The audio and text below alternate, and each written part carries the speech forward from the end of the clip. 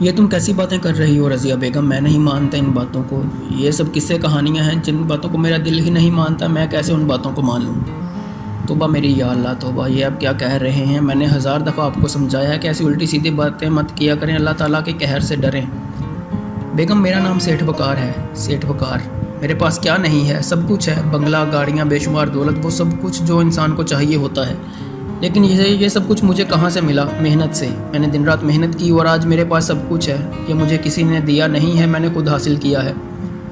کسی خدا نے اوپر سے نہیں پھینکا۔ ہر وقت خدا خدا کرتی رہتی ہو۔ کہاں ہے خدا؟ دکھاؤ مجھے۔ اگر خدا ہے تو وہ نظر نہیں آ رہا۔ میں نہیں مانتا ایسے خدا کو جو نظر ہی نہ آئے۔ تو پھر میں یہ کیسے مان لوں کہ موت کا فرشتہ موت دیتا ہے، انسان کی روح قبض کرتا ہے اور کسی کو نظر بھی نہیں آتا؟ میں نہیں یقین رکھتا ایسی باتوں پر۔ اچھا باتیں چھوڑیں، ٹھیک سے ناشتہ تو کر لیں، آپ تو پڑھے لکھے جاہل ہیں۔ میرے تو سر میں درد ہونے لگا ہے آپ کو سمجھا سمجھا کر۔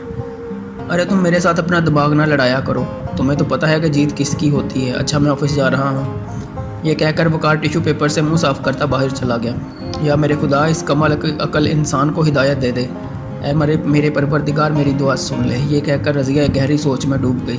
سیٹھ وقار اپنی مہنگی ترین گاڑی میں بیٹھا مین روڈ پر جا رہا تھا۔ وہ ڈرائیونگ بھی خود کرتا تھا۔ غریبوں سے سخت نفرت کرنے والا اور بے رحم انسان تھا۔ وقار درمیانی رفتار میں گاڑی چلا رہا تھا کہ اچانک ایک بوڑھا آدمی اس کی گاڑی کے آگے آ کر کھڑا ہو گیا تو سیٹھ وقار نے ایک دم بریک لگائی۔ وقار نے بڑی مشکل سے گاڑی کو روکا تھا۔ اس کا چہرہ غصے سے لال سرخ ہو رہا تھا۔ اس کو غصے میں دیکھ کر بوڑھا آدمی گھبرائے لہجے میں بولا، مجھے معاف کر دیں صاحب، میں نے آپ کو روکا۔ وقار نے زور سے بوڑھے کے گال پر تھپڑ مارا۔ بکواس بند کرو، اگر تم گاڑی کے نیچے آ جاتے تو جانتے ہو میں کتنی مشکل سے گاڑی کو روکا۔ دفع ہو جاؤ یہاں سے۔ صاحب مجھے آپ سے کام تھا، میں آپ کے گھر بھی گیا تھا۔ وقار اور بھڑک اٹھا، میں نے تمہیں کتنی بار سمجھایا کہ مجھ سے ملنا ہے تو فیکٹری میں ہی ملا کرو، تم کیوں گھر گئے تھے؟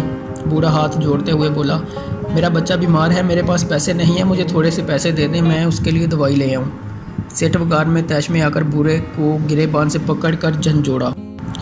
ارے بوڑھے تمہارا دماغ خراب ہے؟ بیٹا تمہارا بیمار ہے، دوائی کے لیے پیسے میں دوں؟ کیوں دوں؟ میں پیسے کیوں دوں؟ پہلے جو پیسے لیے تھے تم نے وہ واپس کیے نہیں۔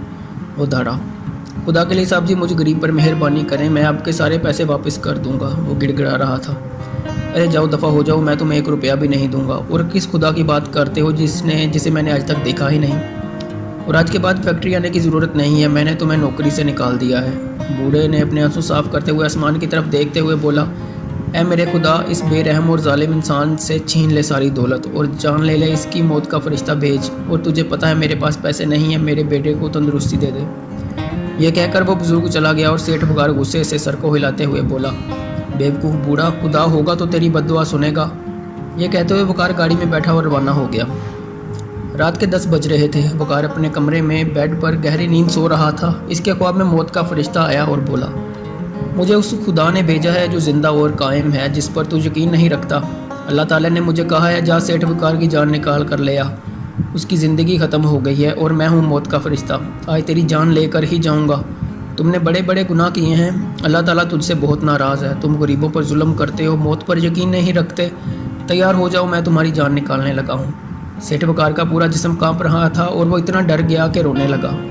مجھے معاف کر دیا میرے رب، مجھے یقین آ گیا ہے کہ یہ تیرا ہی بھیجا ہوا موت کا فرشتہ ہے۔ آج ہی میں سچی توبہ کرتا ہوں، کبھی کسی غریب کو تنگ نہیں کروں گا۔ مجھے تھوڑی سی زندگی دے دے، مجھے معاف کر دے۔ میرے پروردگار تو موجود ہے، زندہ اور قائم ہے، مجھے یقین آ گیا ہے۔ جاؤ تمہیں مہلت دی، میرے رب نے مجھ سے کہا کہ اگر یہ آدمی سچی توبہ کر لے تو اسے تھوڑی مہلت دے دینا، میں پھر آؤں گا۔ یہ کہہ کر موت کا فرشتہ چلا گیا۔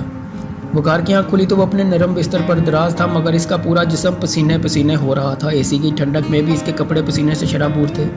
اس کو احساس ہو گیا تھا کہ وہ غلط تھا اور دنیا بنانے والے نے اس کو بتا دیا کہ وہی خالق و مالک ہے۔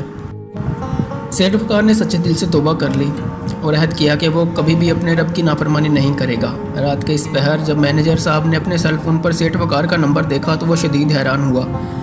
یا اللہ خیر کہتے ہوئے اس نے یس کا بٹن پش کر دیا۔ جی سر حکم، وہ بولا۔